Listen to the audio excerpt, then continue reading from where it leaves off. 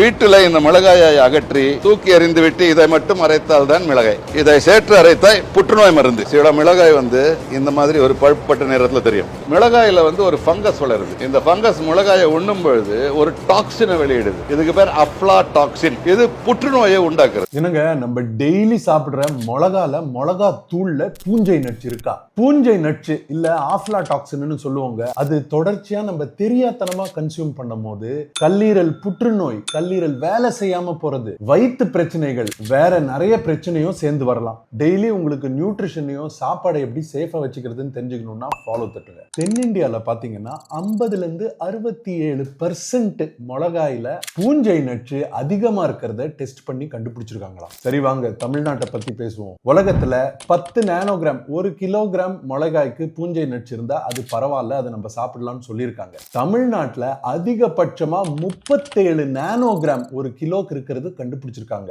And அது 60% மிளகாயில இருந்துச்சுங்களாம். அப்படின்னா 10 மிளகாய் எடுத்தீங்கன்னா அதுல 6 மிளகாயில ஆஃப்லாடாக்சின் இல்ல பூஞ்சை நச்சு இருக்கு. இந்த பெரிய பிரச்சனை என்னன்னா, இந்த ஆஃப்லாடாக்சின் B1 என்ற பூஞ்சை நச்சு இருக்குல்ல, அதுக்கு வாசனையும் கிடையாது. அது கண்லயும் வெள்ளை கலர்லயோ இல்ல மஞ்சள் கலர்லயோ தெரியாது. அதனால எந்த மிளகாய் அது பாக்குறதுக்கு கொஞ்சம் வெள்ளை கலர்ல இருக்கு, இல்லைன்னா ஈரமா இருக்கு, இல்லைன்னா கலர் கொஞ்சம் மாறி இருக்குன்னு வைங்களேன், அதை அவாய்ட் பண்றது தான் பெஸ்ட். இதை எப்படி நம்ம கம்மி பண்ணலாம்? மிளகாய பயங்கர ட்ரையா வைக்கணுங்க. வெயில்ல 2 மணி நேரத்துல இருந்து 4 மணி நேரத்துக்கு 2-3 நாளைக்கு அதை நம்ம காய வச்சுட்டு அதுக்கப்புறம் பவுடர் போட்டுட்டு அந்த பவுடரையும் ஈரமான இடத்துல வைக்காம சில்லா இருட்டா இருக்க வறண்ட ஒரு ஷெல்ஃப்ல வைக்கணும். இன்னொரு விஷயம், இது வெறும் மிளகாயில மட்டும் இருக்க பிரச்சனை இல்ல. நம்ம சாப்பிடுற நட்ஸ்ல, ரொம்ப காமனா பீனட்ஸ்ல, அரிசியில, சீட்ஸ்ல, கார்ன்ல எல்லாத்துலயுமே இருக்கலாங்க. சோ ஏதாவது கொஞ்சம் டேஸ்ட் ஆஃப் இருந்துச்சு, கொஞ்சம் கலரா இருக்குன்னா சாப்பிடாதீங்க.